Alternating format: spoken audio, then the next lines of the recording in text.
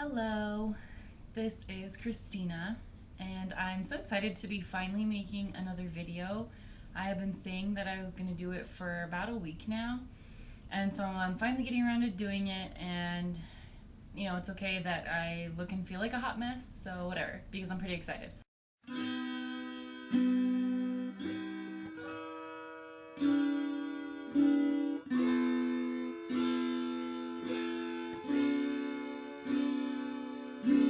Come with me, my love, to the sea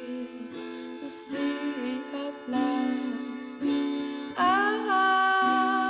wanna tell you how much I love you.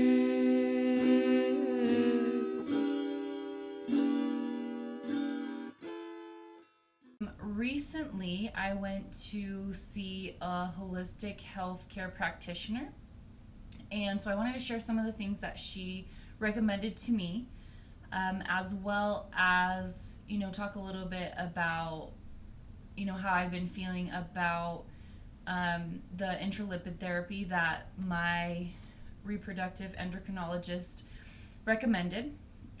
So first things first, the holistic healthcare practitioner recommended that I drink distilled water to kind of cleanse the body. There aren't any impurities in the water, so that's why it's helpful. She told me that she wanted me to drink 2 quarts of distilled water by 2 p.m. And I'm like, okay, sometimes I don't even drink 2 quarts in the whole day. So, you know what, I can do it. That's fine. And then, for fertility, she recommended raspberry leaf tea. And that is supposed to help with the female reproductive system as far as strengthening the uterus and making sure that everything's good to go there. So, if you follow me on Instagram, you'll see that I did start drinking it. I just bought the organic brand that they had at the grocery store for raspberry leaf tea. Even though the holistic healthcare practitioner, she ordered some tea in bulk for me because she actually wants me to drink more than 2 quarts of the red raspberry, or actually it's not red raspberry. I don't know if it's red raspberry leaf tea or if it's just raspberry leaf tea or if there's a difference. But she wants me to drink more than 2 quarts of the raspberry leaf tea per day. And that can just be, that can be the water that I drink. So that's good, I just feel like I'm going to be in the bathroom all day. I might as well just take my cubicle, put it in the bathroom, and that's where I'll work. But so that, that those are a couple of things that she recommended. Another big thing that she recommended to me as well is dry skin brushing. And I don't know if you guys have heard of it before. At first, when I first heard of it, I was like, that's kind of weird. Like, brushing your skin, when it's dry, like, you think of brushing your hair and just brushing your skin. But it made a lot of sense. The dry skin brushing helps with, cellulite. It helps get rid of the dead skin cells. It also helps with your lymphatic system, which is the body system that gets rid of toxins in your body. And so the dry skin brushing helps with that to make sure you're getting rid of the toxins. And for skin brushing, you're supposed to brush towards where your lymph nodes are, which a lot of people know that you have lymph nodes, like in your armpit area, but you also have them, close to like the groin area. So when you're dry skin brushing, you're supposed to brush towards those areas. So like here, I would brush towards, those lymph nodes, and that kind of just helps get everything, working properly. And it actually feels really good. I mean, it did feel kind of weird at first, like, because your skin's a little bit sensitive, but it does feel really good. Like, when you get your back scratched, and it just feels pretty good. Like, that's kind of how dry skin brushing feels after, once you get used to it. So that's another thing that she recommended. So you're supposed to do that before you take a shower every day. And some people do it more often, and that's fine, but that's just, that's what you should do is do the dry skin brushing before you shower. A couple of other things that she recommended for me specifically, because I'm sitting most of the day at work, is an acupressure ball. And so this is what it looks like. Basically, when you're sitting, you use this with your foot. So you put it on the floor, and with the socks on, and you just kind of roll it with your foot. So it helps with circulation, and just kind of gets your body stimulated, so that you're not just sitting there doing nothing, with that whole lower half of your body. So, while I'm sitting there at work today, I was doing it, and it felt kind of weird at first, and it tickled, but, it did feel pretty good, and I, was kind of addicted to doing it by the end of, the day when I stopped doing it. And, so it seems like it's going to help, just because it kind of, and it kind of was something for me to focus on while I was working, so that it wasn't just like tedious tasks, So I kind of took turns with my feet doing that. It feels really good, so I recommend it. Definitely can't hurt anything. The other thing that she recommended for me is to use peppermint and rosemary oils on the bottom of my feet. And I couldn't remember why she told me that, and I went back today actually to buy the rosemary oil, and she said for stimulation, so just to get everything working, everything, all the body systems, especially the eliminating toxins, in the lymphatic system, just because over the years of just eating like crap and not really exercising that much, that's what I feel like I need to focus on the most, is eliminating the toxins, so that, I'm healthy for when the time comes when I want to try to get pregnant again, I will feel better. And so that kind of brings me to my next thing that I wanted to talk about. And I don't know if very many of you have heard of it, but my husband and I are going to be doing Whole30. So what Whole30 is kind of like a body reset, and it's supposed to encourage like a whole lifestyle change in your relationship with food. But for 30 days at least, you cut out all grains, all dairy, and then all added sugars. So you can have fruit, but you can't have anything that has any added sugar. And there's a book that you're supposed to read, as before you start the program. Just it goes into a lot of details of the explanations why, because you're also not supposed to have any legumes.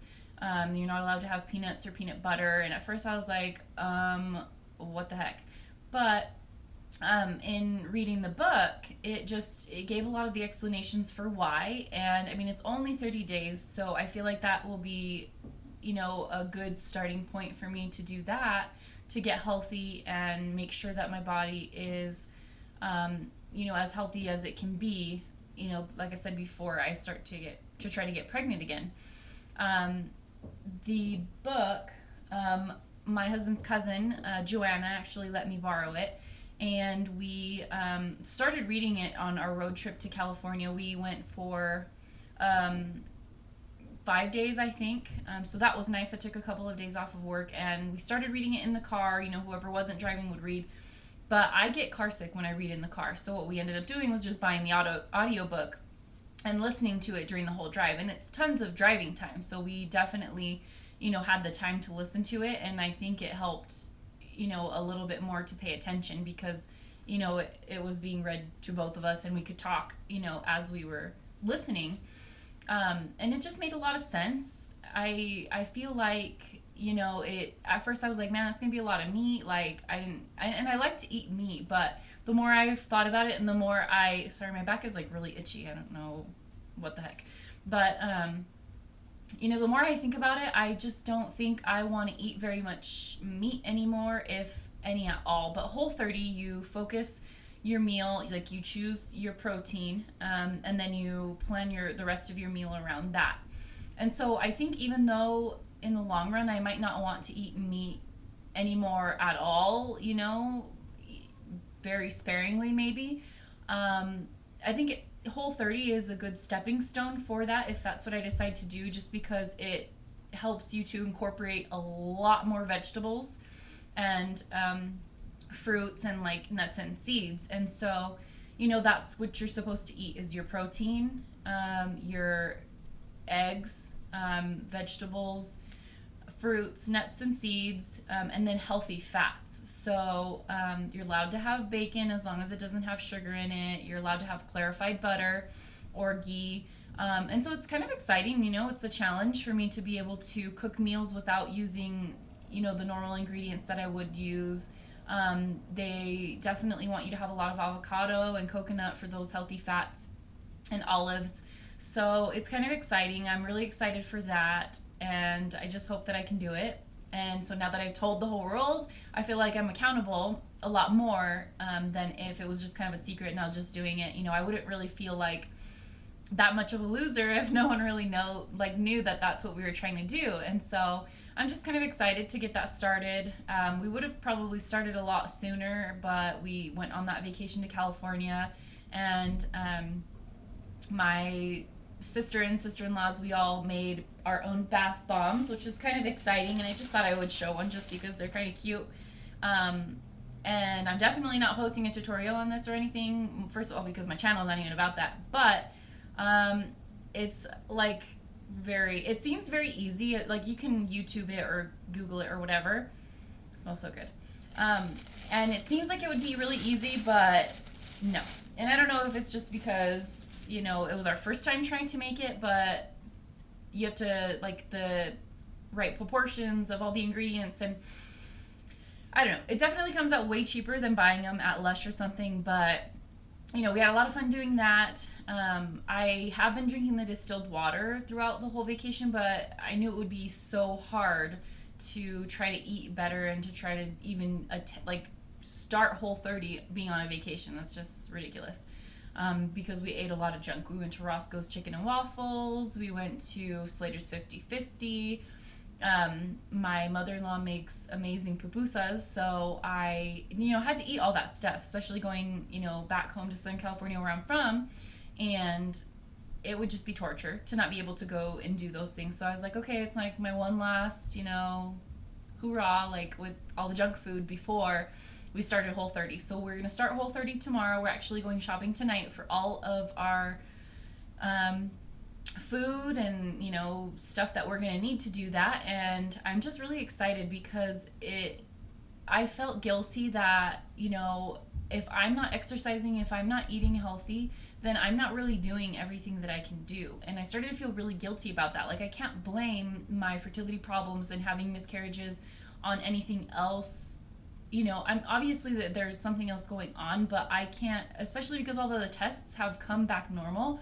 I feel like I am definitely responsible for being healthy and making sure I'm eating the right things and not just putting junk in my body, because, then I don't have a healthy environment for my baby. And that's what it comes down to.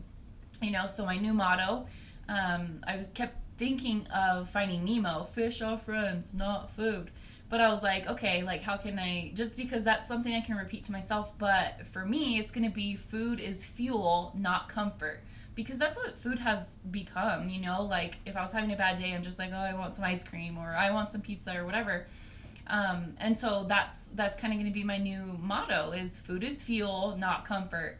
And so I think that if I keep thinking about that, and, like, obviously it's for our future babies, I think it'll definitely give me that much more motivation, because that's the reason why I decided to do Whole30, is just because of that.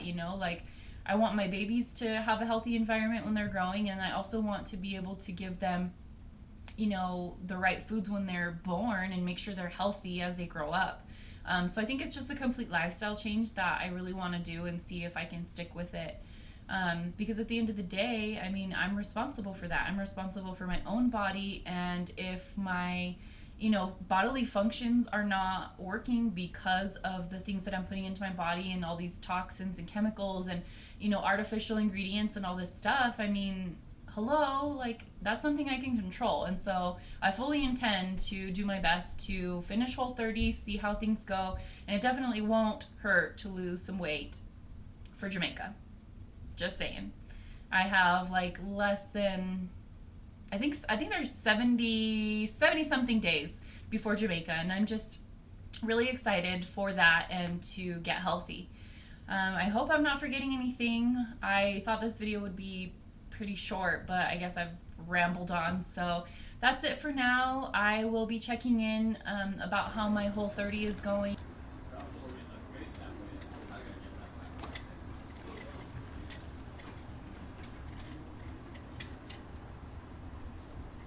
Okay, see you guys later. Bye.